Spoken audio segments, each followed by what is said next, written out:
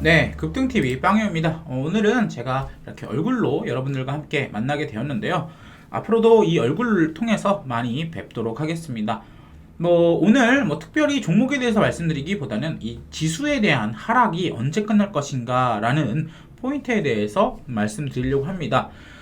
최근에 이런 지수의 하락의 이 배경에는 아시다시피 금리 인상에 인한 기술주 하락과 전쟁 리스크로 인한 불확실성이 중첩됐다고 할 수 있겠고요. 전쟁 리스크 또한 어떻게 보면은 인플레이션에 대한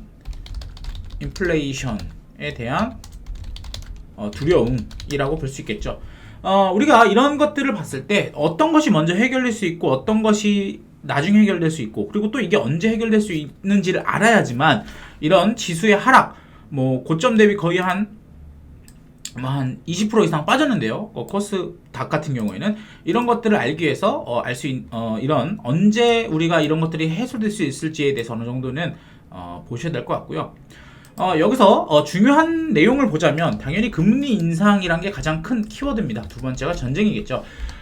전쟁 같은 경우에는 우리가 해소될 수 있는 이슈겠죠.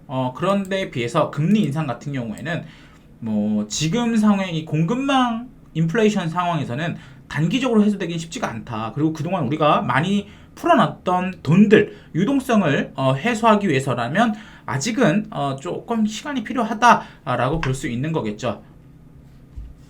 최근에 이 주가가 떨어진 흐름을 봤을 때 이런 식으로 파멸적으로 급락이 나왔었고요. 보통은 이런 반등이 나온 다음 이렇게 꺾여주는데, 이 문제가 뭐냐? 과거의 고점에서의 회복과 지금의 고점에서의 회복이 다르다라는 부분입니다. 최근에 많이 빠졌던 이 9월달 장 같은 경우에는 코스닥 기준으로 빠지고 나서 다시 올라왔죠.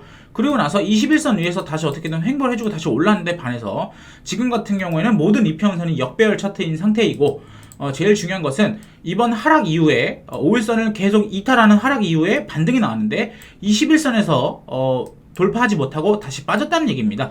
이 얘기는 21선이 강력한 저항 라인이 되고 있다라는 부분이겠고, 더군다나 최근에 빠졌던 5일선 밑으로의 하락은 어떻게 본다면 이 반등이 나오더라도 이 5일선 라인에서 막힐 수 있다라는 부분이 있고요. 5일선 라인까지 5일선 라인으로 올라가지 못한다면 이 얘기는 곧 이 저점을 깨는 모습을 보여줄 것이다 라고 볼 수 있겠습니다.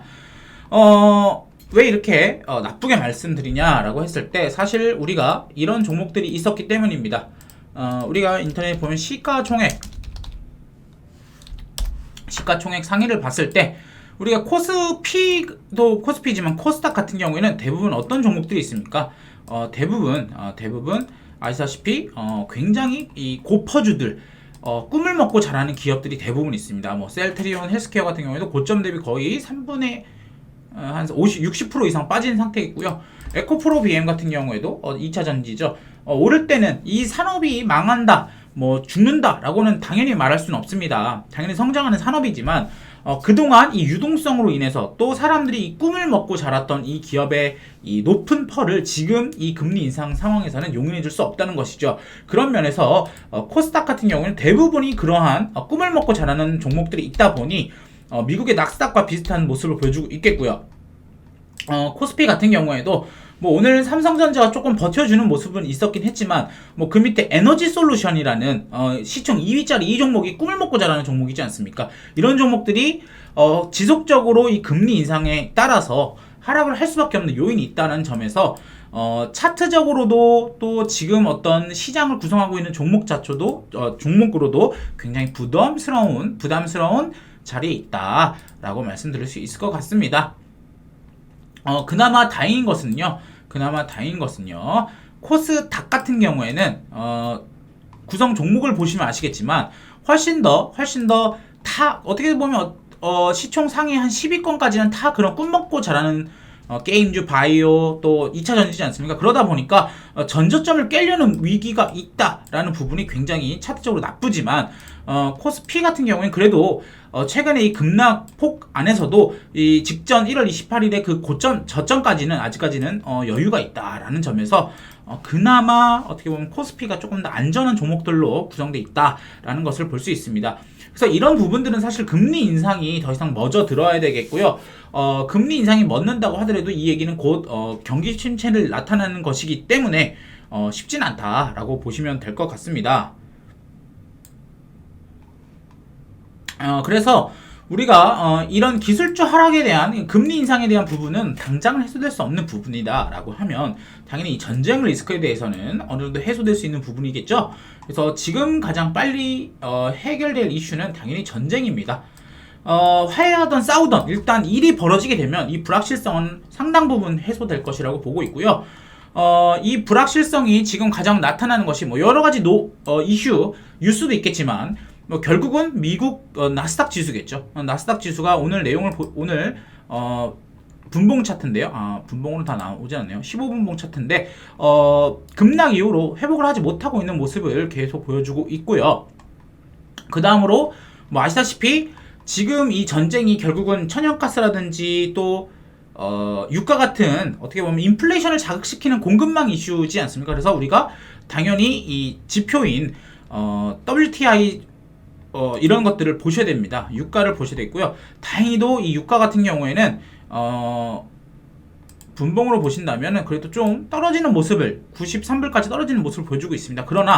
그러나 이게 우리가 원스 이 월별로 보게 된다면 또는 최대치로 땡기게 된다면 사실 2014년 이후로 처음으로 어떻게 보면 100불을 근접하고 있는 모습이지 않습니까? 이런 모습을 봤을 때 이런 것들이 어떻게 보면은 확실하게 해소가 되거나 아니면 차라리 싸우게 되면 유가가 어떻게 보면 단기적으로 팍 튀고 다 빠질 수 있거든요. 왜냐?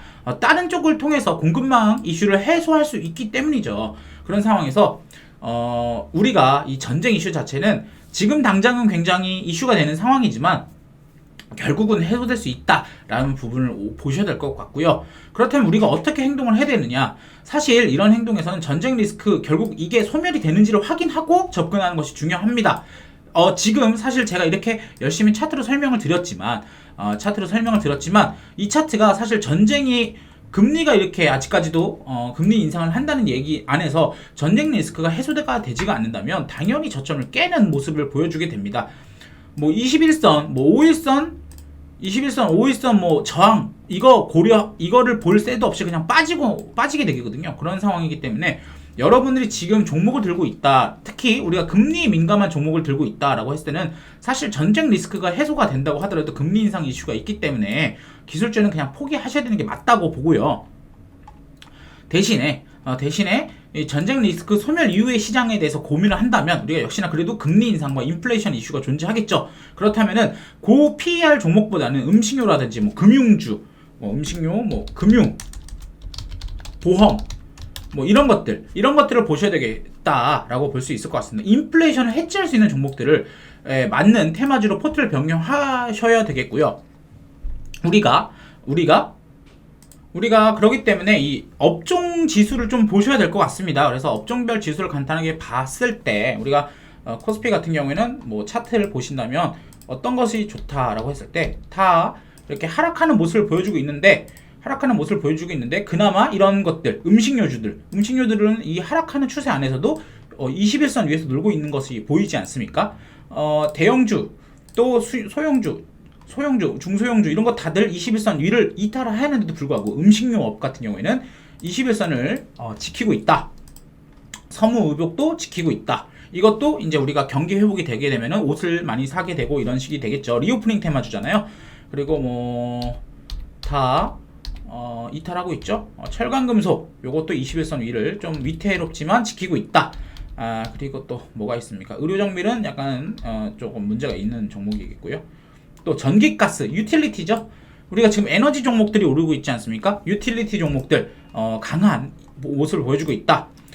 그리고 또 뭐가 있습니까? 금융업도 21선 위에 있다. 또 증권업, 뭐 보험업 같은 경우에는 차트가 오히려 더 좋네요.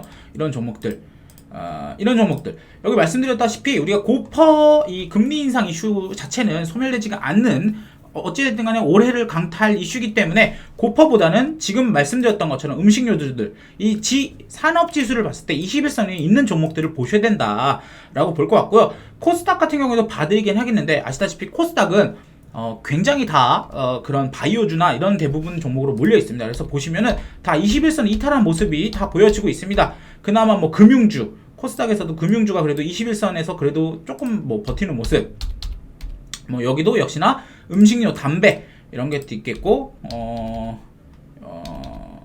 여기도 보시면은 뭐 대부분 얘는 뭐 코스닥은 아시다시피 업종 구성 종목 자체가 워낙 그 고퍼주이다 보니까 일단 21선을 다 이탈한 모습을 보여주고 있습니다. 그래서 여러분들이 여기 이런 이 산업지수를 봤을 때 느낄 수 있는 것이 무엇입니까?